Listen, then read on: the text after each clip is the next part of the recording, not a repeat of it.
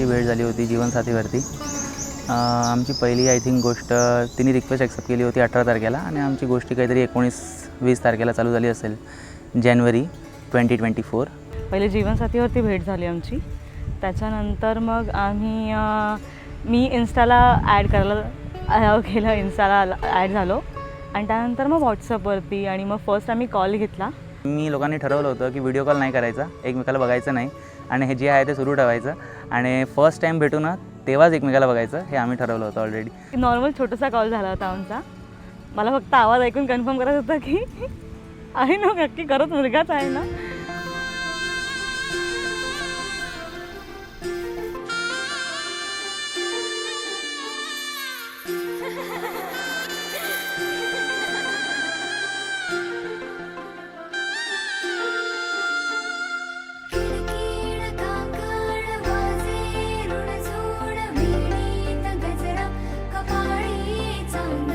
आणि कॉन्व्हर्सेशनमध्ये आम्ही जेव्हा गोष्टी करायला तेव्हा मला असं वाटलं की अरे ही मुलीला ठाणे पूर्ण माहिती आहे, सगळं माहिती आहे ठाण्यातलं, सगळं इथे तिथे सगळं माहिती आहे, इतकं बोलायची ती. आणि तिथे मला कळलं की तिला ठाण्यातलं काहीच माहीत नाही आहे. आली, बघितलं, हाय म्हटलं, एक्सप्रेशन वॉज लाईक नॉर्मल आणि मला काय माहिती आवडली खूप जास्त. सो माहीत नाही काय, पण सिम्पल फेस, प्रिटेंडिंग काहीच नाही, जे आहे ते स्ट्रेट फॉरवर्ड. पण भेट झालेली, ती छान भेट झाली. ॲक्च्युली तेव्हाच मी ठरवलं की मला लग्न ह्याच्याशीच करायचं.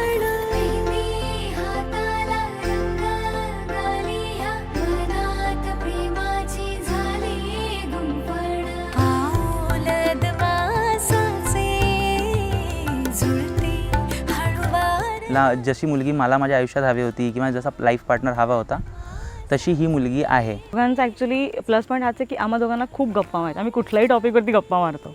दोघं कधी रेडी होऊन गेले लग्नासाठी ते कोणालाच नाही कळलं, फक्त कॉन्व्हर्सेशन बदलत गेला. कारण त्याची गरज नाही पडली कधी. म्हणजे त्याने असं लग्न करशील का असं त्याने विचारलं नाही किंवा मी पण त्याला कधी कसं विचारलं नाही की लग्न करायचं की काय.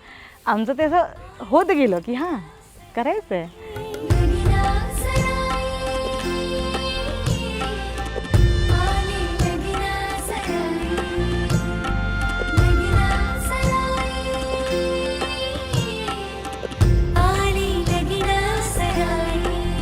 खूप स्ट्रेस होतो, मला रडायला लागते, आजही होतं. पण ते म्हणतात ना की एक कुठेतरी असं असतं की ह्याच्याशी बोललं ना की प्रॉब्लेम सॉल्व्ह होते. तो एक माणूस भेटला की काहीही सांगा ह्याला ऐकून घेतो. त्याच्या बाबतीत पण बऱ्याचदा कंप्लेंट मी त्याच्याकडेच करते. पण हां, ज्या पद्धतीने आम्ही फिरायचो, ज्या पद्धतीने आम्ही गप्पा मारायचो त्याप्रमाणे वाईब कळायची की ती पण हो आहे, मी पण हो आहे आणि गोष्टी पुढे वाढणार याची श्युरिटी होती.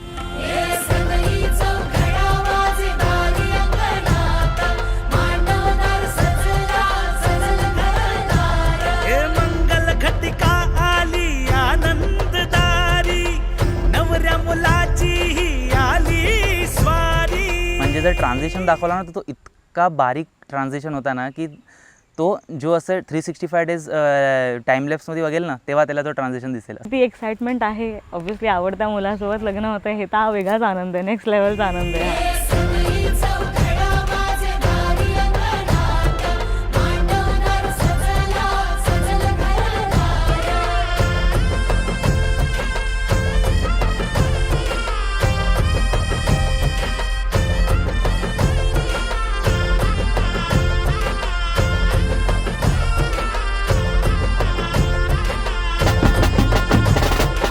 ऑब्व्हियसली लाईफ सोपी दिसते मला त्याच्यासोबत. ऑब्व्हियसली आई वडिलांना सोडून भीती वाटते, रडायचं म्हणून थोडंसं, बट त्याच्यासोबत परत आता अख्खा आयुष्य त्याचा आनंद जास्तच आहे. पण वाट बघतोय त्या दिवसाची ज्या दिवशी ती समोर असेल.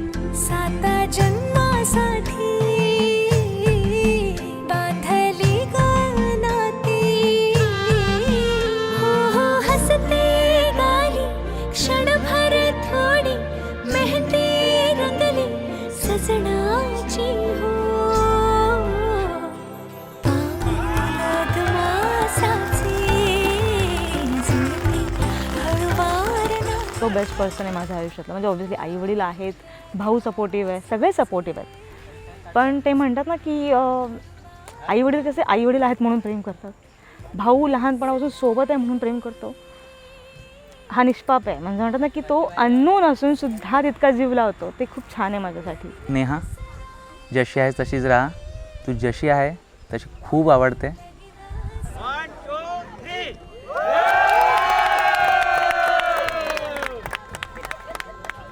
दुःखी असशील, खुश असशील, कसाही असशील, माझ्यासमोर खरा राहा. तुला मी नाही आवडत आहे म्हणजे मी नाही आवडत म्हणजे माझे कुठला स्वभाव आवडत नाही आहे, चुकीचं वागतं आहे, तसं तो क्लिअर बोलतो, नाही बोलत असं नाही, पण काहीतरी तिला वाईट वाटेल म्हणून उगाच काही नको बोलू. नाही आवडत आहे नाही बोल, तसं राहा. खूप निरागस मन आहे, प्रेमळ आहे खूप. जप त्याला, खुश राहा.